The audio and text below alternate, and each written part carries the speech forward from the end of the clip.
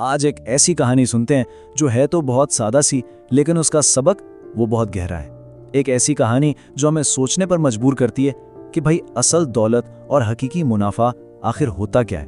तो चलें इस दिलचस्प सफर का आगाज करते हैं। तो बात है एक रात की, वो वक्त जब शहर का सारा शोर थम जाता है और हलचल खामोशी में बदल जाती है। सड़कें बिल्कुल सुनसान और हर तरफ आप जानते हैं एक गहरा सुकून तारी था। और इस खामोशी में ना हल्की हल्की ठंडी हवा भी चल रही थी, ऐसी खुनकी जो रात के सुकून को और भी गहरा कर रही थी। यूं समझ लें कि ये ठंडक किसी खास लम्हे का इशारा दे रही थी जो बस आने ही वाला था। लेकिन इस सर्द और खामोश रात में भी बाजार के एक कोने में जिंदगी की एक रमक बाकी थी। एक छोटा सा तंदूर जल रहा था। उसकी आग सिर्फ गर्मी नहीं दे रही थी, बल्कि ताज़ा रोटी की वो जो खुशबू होती है ना, वो उम्मीद और जिंदगी का पैगाम फैला रही थी। और ये तंदूर था हाजी करीम का, एक बुजुर्ग जिनके चेहरे पर वक्त ने लकीरें तो डाल दी थीं, लेकिन आंखों में शफकत की चमक आज भी वैसी ही थी। पिछले 30 साल से वो इसी जगह पर थे और वो सिर्फ रोटियां नहीं बेच रहे थे, बल्कि मोहब्बत और हमदर्दी भी बांट रहे थे। पूरे मोहल्ले में उनकी बड़ी शोहरत थी। लोग कहते थे, अरे भाई, हाजी करीम की रोटी में सिर्फ आटा थोड़ी होता है, उसमें उनकी मेहनत और हर ग्राहक के लिए दिल से निकली दुआ भी शामिल होती है। शायद यही वजह थी कि इनकी रोटी का जायका ही कुछ और था, सबसे अलग। तो इसी रात जब हाजी करीम अपने काम में लगे हुए थे, एक कोई 10 साल का बच्चा थका हारा सा आहिस्ता आहिस्ता तंदूर के पास आया। और बस यही वो लम्हा था जहां हाजी करीम की नेकी का असल इम्तिहान शुरू होने वाला था। इस बच्चे की आंखों में ना भूख और हसरत दोनों साफ नजर आ रही थी। वो कुछ देर तो बस गरम गरम रोटियों को देखता ही रहा, फिर आखिरकार हिम्मत जमा की और बहुत धीमी सी आवाज में पूछा, बाबा जी, एक रोटी कितने की है? हाजी करीम ने बड़े प्यार से जवाब दिया, बेटा 10 रुपए।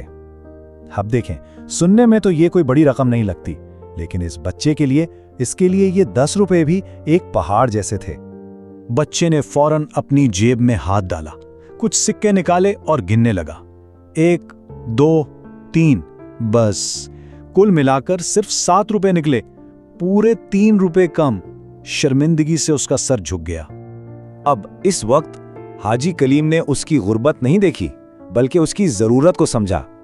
उन्होंने फौरन एक गरम रोटी कपड़े में लपेटी, उसके हाथ में थमाई और बोले, बेटा, बाकी 3 रुपए जब हो जाए ना तब दे देना।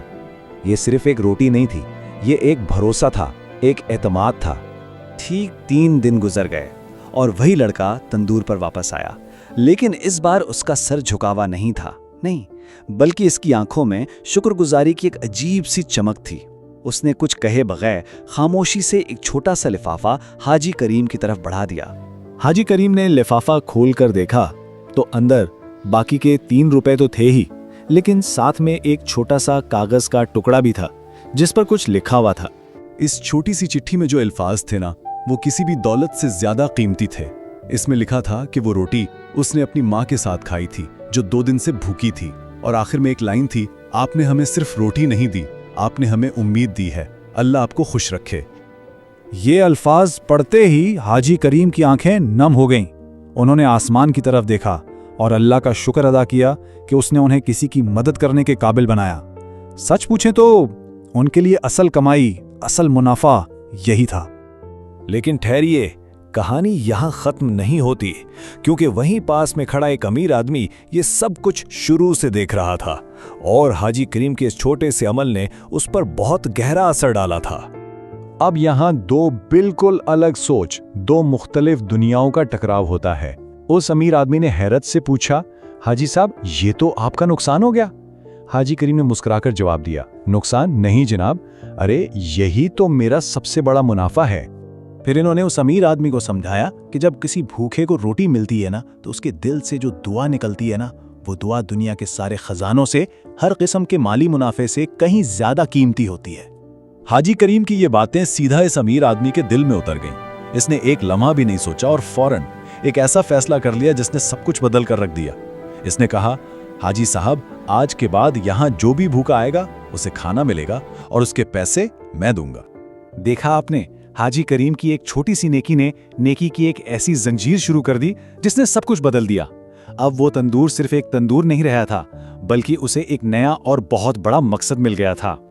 और उस दिन के बाद उस तंदूर पर एक नया बोर्ड लग गया, जिस पर लिखा था, अगर आप भूखे हैं तो यहां से रोटी मुफ्त ले सकते हैं। ये सिर्फ एक बोर्ड नहीं था, ये इस मोहल्ले में उम्मीद और हमदर्दी की एक मुस्तकिल निशानी बन गया। तो आखिर में ये कहानी हमें यही तो याद दिलाती है कि दुनिया की सबसे बड़ी दौलत पैसा, जायदाद या ताकत नहीं होती। नहीं, सबसे बड़ी दौलत तो इंसानियत है, एक दूसरे के काम आने का जज्बा है। और आखिर में यह कहानी एक सवाल छोड़ जाती है कि अगर एक रोटी किसी की जिंदगी में इतनी बड़ी उम्मीद ला सकती है, तो सोचें हमारा कौन सा छोटा सा नेकी का अमल हमारे आसपास की दुनिया को बदल सकता है। इस सवाल का जवाब कहीं ना कहीं हम सबके अंदर ही मौजूद है।